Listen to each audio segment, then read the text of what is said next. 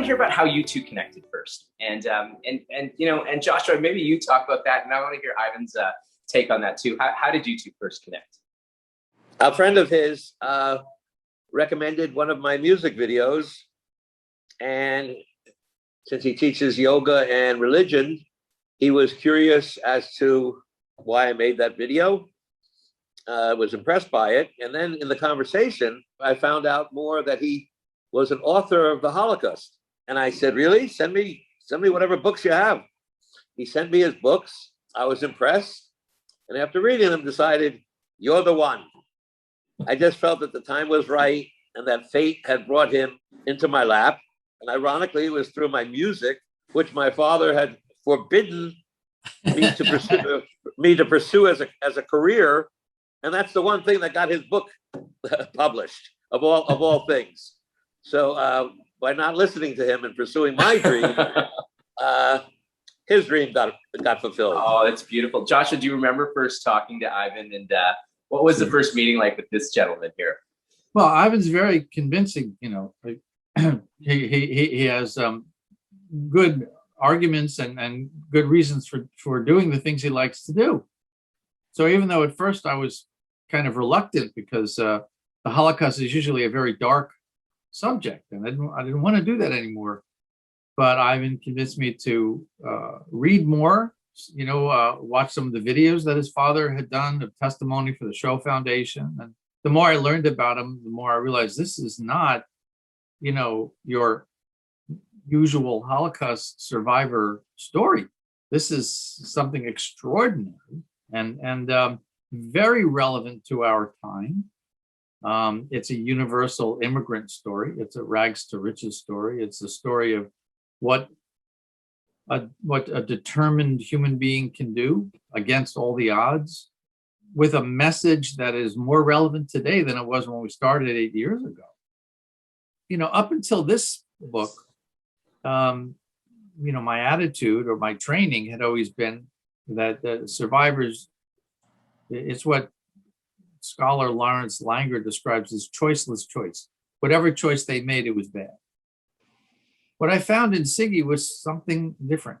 I found that actually there is agency. Now, it may be limited, it may be unpredictable, but he had what he himself called fox-like instincts, because he was very bold. He learned that as a child. You either learn to stand up to bullies or you're going to get crushed. He would go up to the guards if he heard them talking about how they need bricklayers. And he'd say, oh, I know all about bricklaying. Yeah, he didn't know about bricklaying, but he was fearless in that way, that he would walk right up and say, I can help you out with that. He found ways to survive. Just hearing those stories, you don't have to, going through them is one thing, but even hearing them is traumatizing when you know it's your own flesh and blood that went through it, and then it was your own flesh and blood that got murdered by the dozens. Your father helped so many people. Your father's story helps so many people. I want to ask you, Ivan, yourself, when you think about your dad and when you think about all the things that he accomplished in his life, how does that translate into your life currently, about the strength, tenacity, and the person that you are? I want to ask you. Yeah. Well, it made me aggressive. It made me ambitious. It made me extraordinarily sensitive to the pain that others people feel. And it created in me a desire to do great and to do everything in my power to help other people. I also have to say that, I think Ivan's being a little modest here. I wouldn't have done this book if I had sensed that the sole motive was some kind of ego-driven commemorative thing. There was a much higher purpose here, and that's really what kind of put it over the top for me, was that it had a message, an important message. And the more I learned about Ivan, setting aside Siggi for the moment, the more I learned about Ivan, the more I saw a consistency, across all of the different things that he's done. He loves live life and enjoy his life. But, you know, there's a foundation under that of wanting to do good. And in Siggy's case, it was there. He did get that from his father. His father was an extraordinarily also sensitive man to the suffering of others. That was very important to me. You know, I'd never done a commissioned work before. You know, I chose to do this because there was a heart of gold that ran through the whole thing. His message was teach the Holocaust, teach the Holocaust, teach the Holocaust. Teach it to elementary school children, teach it to high school students, teach it to college students, teach it in your community center, teach it in your synagogues, teach it in your churches, teach it everywhere, because the Holocaust was the moment in human history when we got a very clear picture of what can happen when our humanness is neglected and abused. The depths to which we can fall when we turn away from our own true nature. And he did it in the best possible way. You know, there are some people, they don't really teach Holocaust, they commemorate it. They memorialize it. They light some candles, they recite some names, and they think that's Holocaust memory. That's not Holocaust memory. Holocaust memory is to study the history, learn the details, and that's what Siggi stood for all his life. I feel that sentiment when I think about what people are going through right now with PTSD. I can't imagine, you know, right now we have the resources. People are talking about mental health in a way that it's a very comfortable conversation. We try to, you know, there's therapies and therapists and all this kind of stuff. And I'm wondering, you know, and Ivan, I'll ask you this question. Did your father have any resources for help for his own mental health about the things he went through? I feel like he just went and he did it. And do you remember those times? Like, who did he have to lean on during those times? Yeah.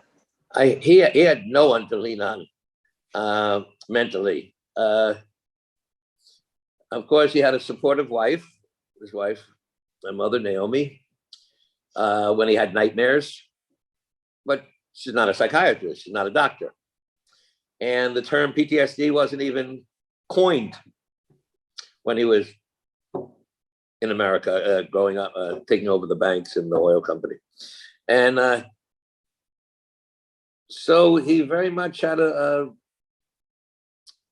fortunately, he had a mild case of PTSD. If he had a severe case, he could never have done what he did.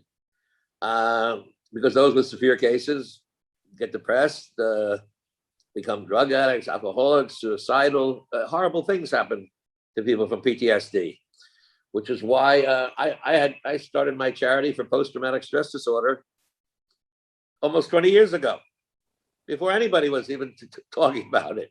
20 years before the book came out, I was talking about PTSD because I knew my father had a mild case of it, even though he wasn't diagnosed it. So that's what the Peace Man Foundation does. It peace of mind for all humankind is my goal, the goal of the charity, and should be everyone's goal. Tell me about right now with the book. It's getting a lot of traction. A lot of people are reading it. A lot of people are talking to you both. What is your hope for this book, Ivan? Well, the hope is already in progress. We just hired a writer to work on the TV and movie rights, because then even more people will be inspired and hopeful, and it will inspire people. It will change lives and it will save lives. This book and the TV series once it comes out. Ivan, what do you want your father to be remembered for? What is his legacy to you and the world? He should be remembered for teaching the world that you're not stuck with the cards you're dealt with. You may lose a hand, you may lose the next hand, but eventually you could win the jackpot. You can overcome anything, because you just have to have a positive attitude, positive energy, And if you make other people happy, good things will come to you.